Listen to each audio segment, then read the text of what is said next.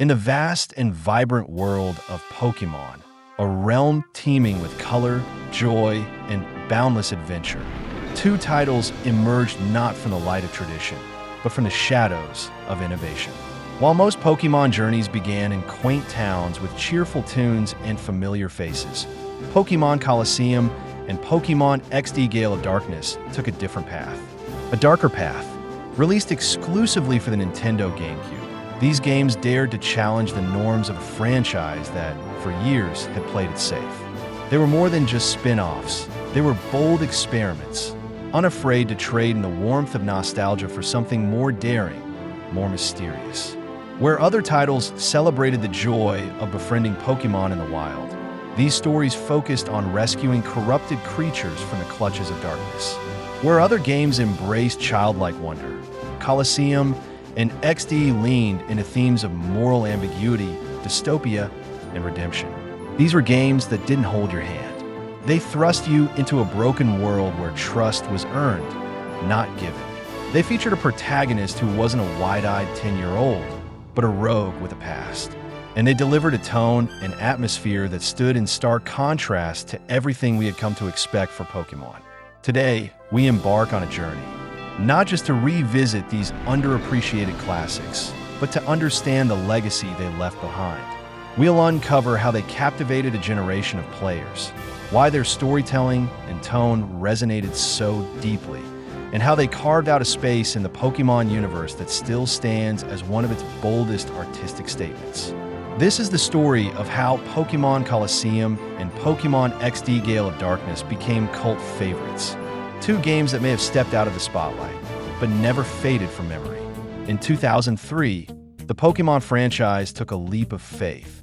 At a time when players were still basking in the glow of the familiar, roaming through grassy routes, challenging cheery gym leaders, and filling their Pokédex with creatures found in the tall grass, Pokémon Colosseum arrived like a sandstorm. Abrasive, unpredictable, and impossible to ignore. Set in the Orre region, Colosseum abandoned the lush landscapes and vibrant ecosystems we had come to associate with the Pokémon world. There are no serene forests or babbling brooks here, no eager bug catchers or picturesque hometowns. Instead, players found themselves in a barren, sun-scorched land where civilization clung to life in pockets of worn-down cities and wind-blown outposts.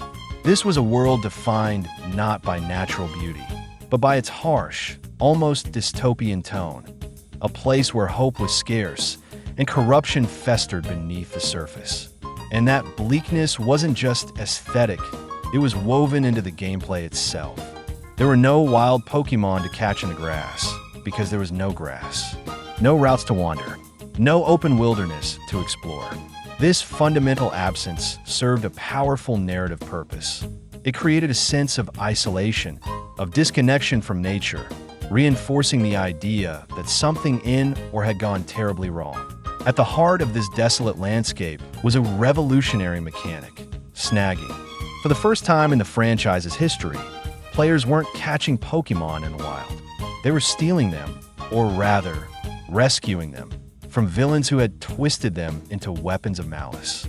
These were shadow Pokémon, stripped of emotion, consumed by darkness, and turned into tools of destruction. As the player, your mission wasn't to catch them all, but to redeem them, to reclaim what had been corrupted. It was a bold, morally layered concept that challenged everything the series stood for. No longer were you a bright-eyed kid dreaming of glory. You were a rogue with a mysterious past, armed with stolen technology and a stolen bike, taking on a criminal syndicate in a region that had lost its way. Behind this radical departure was a studio equally unafraid to break convention, Genius and Orre. Made up of developers with ties to Dragon Quest and Earthbound, the team brought a narrative depth and strategic sharpness that felt alien and refreshing within the Pokémon universe. They weren't just tweaking the formula, they were ripping it apart, asking what Pokémon could be when stripped of its cheerful innocence. Even a region itself, Orre, felt like a character, worn, weathered, and full of scars. Every settlement told a story of survival. Every ruin hinted at a past worth uncovering.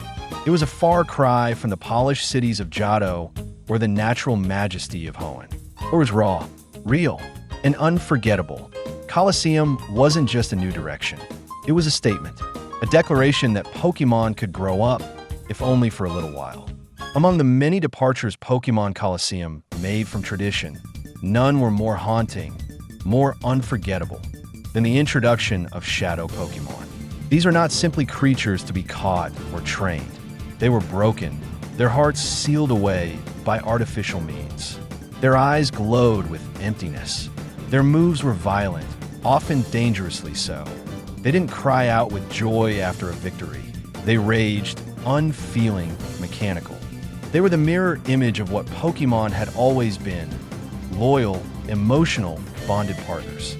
And that mirror was cracked. For the first time in a mainline-adjacent Pokémon game, the act of capturing Pokémon wasn't an innocent or celebratory moment. Snagging a shadow Pokémon came with a weight, a moral question. These Pokémon weren't yours. You were taking them by force, but in doing so, you were saving them. It wasn't about completing a Pokédex or assembling the strongest team. It was about redemption. This idea was brought to life through one of the game's most defining systems: purification. Once snagged, each shadow Pokémon began a slow, deliberate journey back toward the light. Through battles, time spent in your party, and emotional connection, their hearts would gradually open. They would learn to trust again, and when fully purified, their true selves would return. It wasn't just a mechanic. It was thematic storytelling through gameplay. Each purification was symbolic, a small victory in a world overshadowed by cynicism and exploitation. It was the player's silent rebellion against the cruelty Cypher had unleashed. Genius Sonority designed this process with purpose. Quoting from one developer's interview, "We wanted to create gameplay that made players care, not just about winning battles, but about healing what had been broken." The challenge wasn't just in snagging the shadow Pokémon. It was in earning their trust, and your own sense of peace through persistence and empathy. And behind it all loomed the game's true source of darkness, Cypher. This wasn't your run-of-the-mill villain team of bumbling grunts and cartoonish bad guys.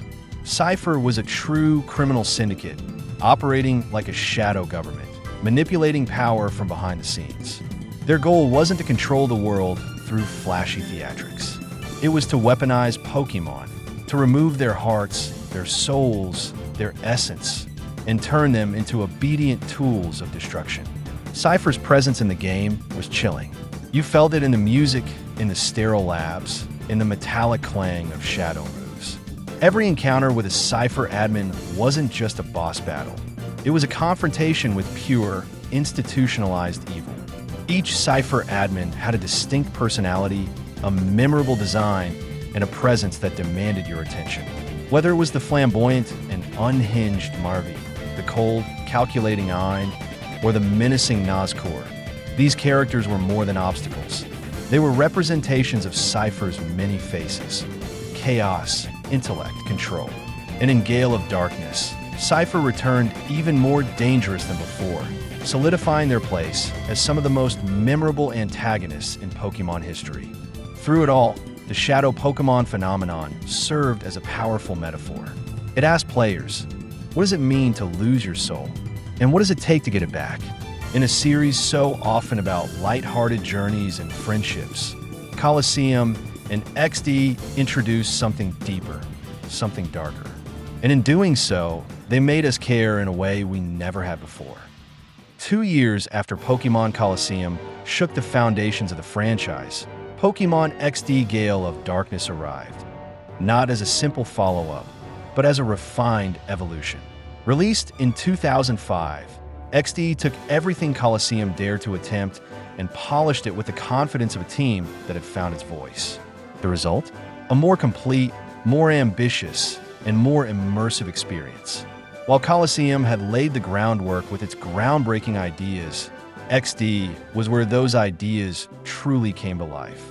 The gameplay was tighter, the pacing was smoother, and the purified chamber, a new feature designed to streamline the once time-consuming purification process, added a layer of depth that made caring for shadow Pokémon feel both intuitive and satisfying. Gone were the grinds of walking endlessly to open hearts. Instead, players could place Pokémon strategically into purification cycles, using type matchups and synergy to speed up the process. It wasn't just a quality of life feature. It was a reward for understanding the mechanics and building your team thoughtfully. It showed Genius Sonority was listening, learning, and evolving. The visuals also took a step forward. While the GameCube's hardware had its limits, XD pushed the system further, rendering the world of or with greater atmosphere, smoother animations, and more dynamic battle effects. There was a cinematic quality to everything, from the glowing malevolence of shadow attacks to the haunting transformation of one of the most iconic legendary Pokémon the series has ever seen. And at the heart of it all was a new threat, one that immediately commanded attention: Shadow Lugia, codenamed XD001, a corrupted, nightmarish version of the beloved Johto legendary. Cloaked in dark energy and stripped of its grace, this Pokémon embodied the stakes of XD's narrative. This wasn't just another legendary battle. It was a symbol of how far Cypher was willing to go, how twisted their ambitions had become. Where Colosseum's story was gritty and grounded, XD escalated everything. Higher stakes, deeper conspiracies, and a more personal journey. The protagonist, while silent, was thrust into a world even more consumed by moral decay, and given the tools and allies to push back with determination. XD Gale of Darkness didn't reinvent the wheel, it refined the machine. It smoothed the edges, filled in the gaps, and elevated Colosseum's daring concepts into something more cohesive, more accessible, and arguably more fun. Quoting from a developer's interview article, with XD, our goal was to expand on the foundations we built with Colosseum, to make the systems more elegant, the world more alive, and the emotional stakes more powerful. XD stands as a testament to what could be achieved when Pokémon dared to grow in a different direction. It was proof that the Colosseum model wasn't a fluke. It was a viable path, rich with storytelling potential, gameplay depth, and emotional resonance. While the mainline series would eventually return to safer, more familiar terrain, XD reminded us of what Pokémon could be when unbound by tradition. It wasn't just a sequel, it was a vision realized. In most Pokémon games, the setting is a canvas, colorful, comforting, and teeming with life. But in Pokémon Colosseum and XD, Gale of Darkness, the Orre region was something more. It was not just the stage upon which the story unfolded. It was a character in its own right. Or was a land on the edge, scarred by history, weathered by time, and left to wither beneath a burning sun. Its vast deserts and jagged canyons offered no sanctuary. There were no lush fields, no sparkling lakes, no welcoming forests teeming with wild Pokémon. Instead, there was dust, decay, and desperation. This starkness wasn't just aesthetic, it was purposeful. Orre's unforgiving environment was a mirror of the moral desolation that defined the narrative. It was a region that had lost its way, much like the Pokémon it harbored. Every location, every town, every windswept path told a silent story of collapse and survival. Take Pyrite Town, for example. At first glance, it was alive with activity. Music blaring, lights flashing, people bustling through narrow streets. But scratch the surface, and the rot became apparent. Crime was rampant, law enforcement was ineffective, and every smile felt just a little too forced. It was a place that had learned to wear its chaos like armor. Contrast that with Agate Village, a small haven nestled in the hills, protected by ancient trees and echoing with nostalgia. Agate represented the last vestiges of purity, a place where time had stood still and the old ways still lingered. It was here that the purification of Shadow Pokémon began, not through technology, but through emotion, tradition, and care. Then there were the bizarre and artificial constructs of Cypher's empire. The Under, Cypher Lab, and Citadark Isle. Cold, sterile, and mechanical, these places embodied the organization's brutal efficiency. They weren't built to be lived in. They were built to control, to experiment, to exploit. Even the geography of Orre told a story. The region's isolation from other Pokémon lands spoke volumes. There were no migratory herds, no flocks of birds soaring above. Pokémon were rare, precious, and often stolen or enslaved. This absence made every encounter meaningful, every battle weighty. You weren't just filling a Pokédex, you were rebuilding what had been broken. One of the main developers said in one interview that they wanted Orre to feel like a reflection of the world's emotional state. Damaged, but not beyond saving. A place where hope had to be fought for. The brilliance of Orre lies in its contradictions. It was bleak, yet beautiful. Lawless, yet brimming with resistance. Lifeless, yet desperately clinging to the idea of change.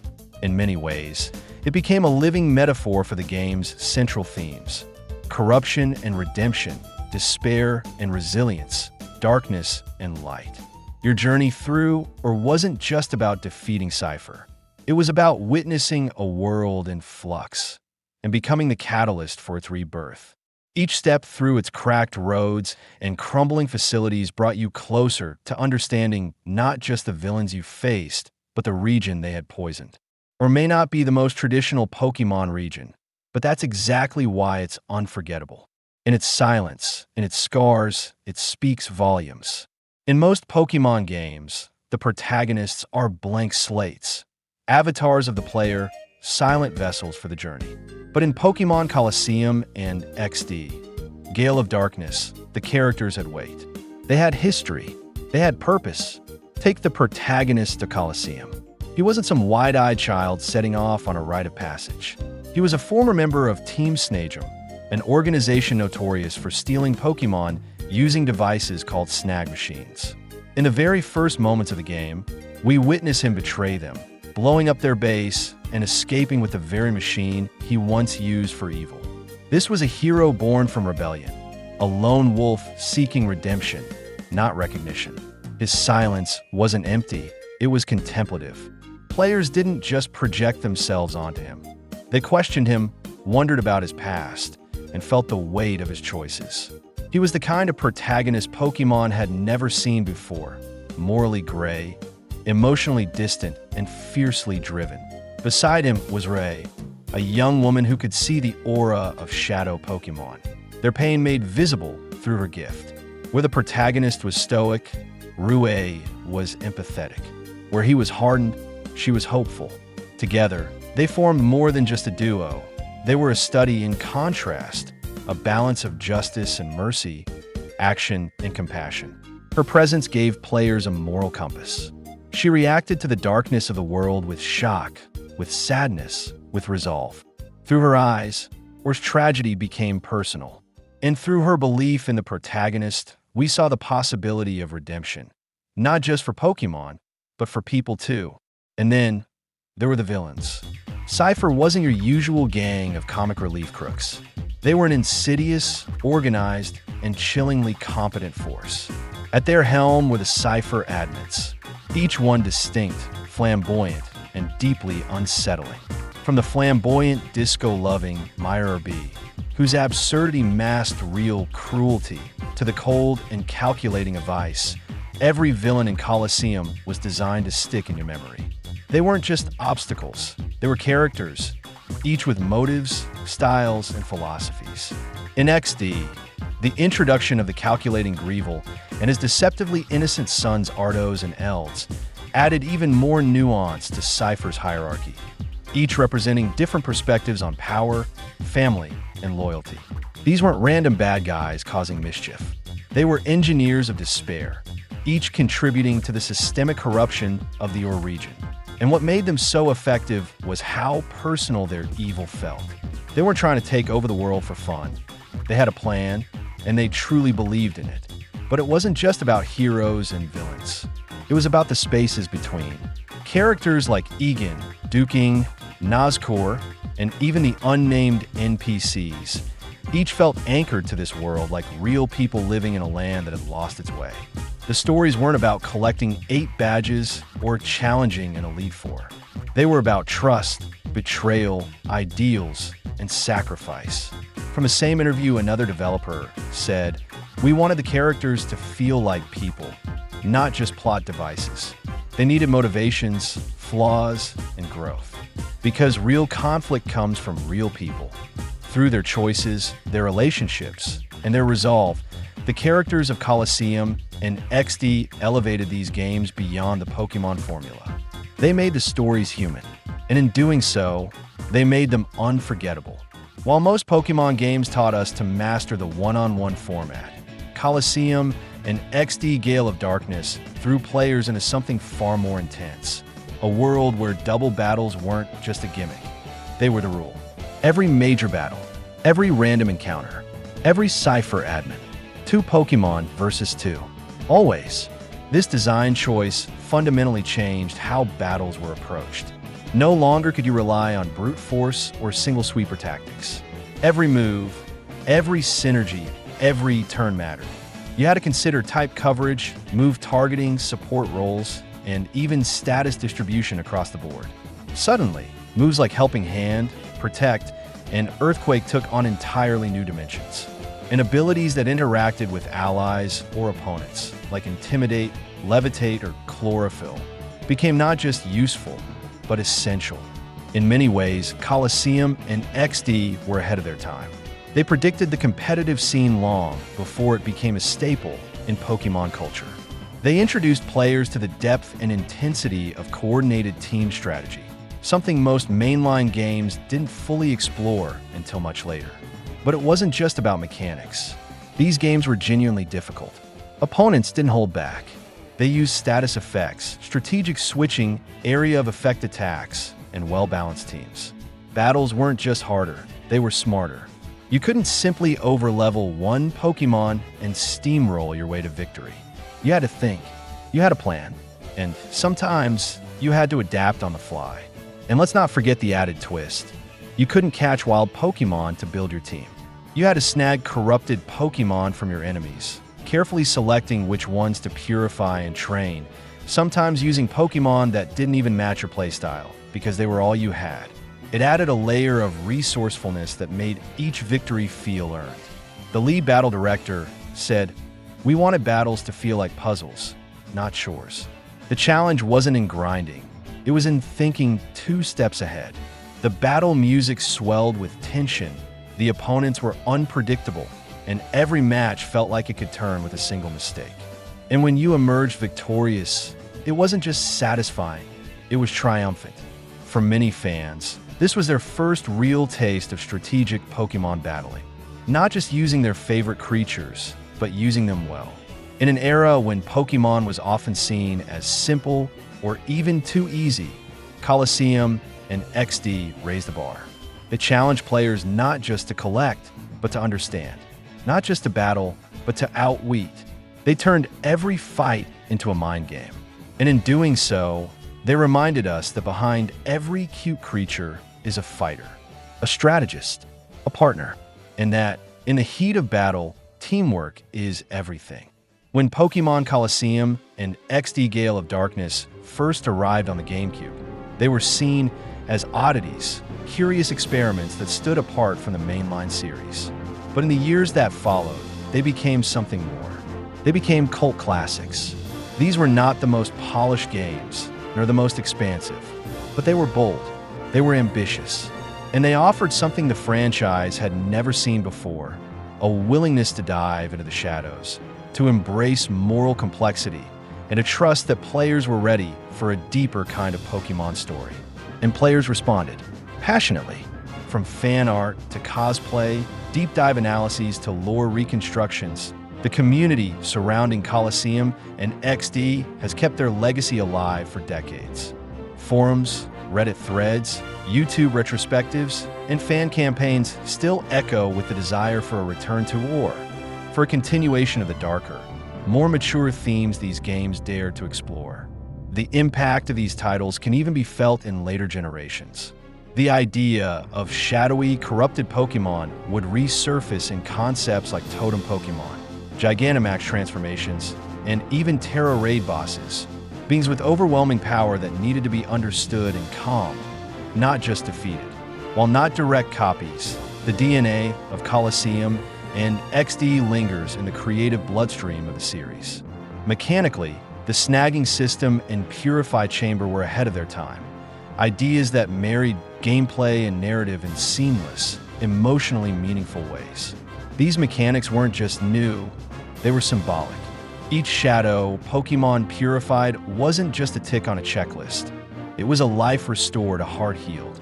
And while Orre itself has never officially returned, it lives on in spirit, in fan games, in theories, in the imaginations of players who still remember what it felt like to walk its lonely roads, to face a world without wild Pokémon, and to fight for the soul of a region on the brink. These games proved that Pokémon could be more than a cheerful adventure, that it could grapple with themes of identity, regret, manipulation, and redemption.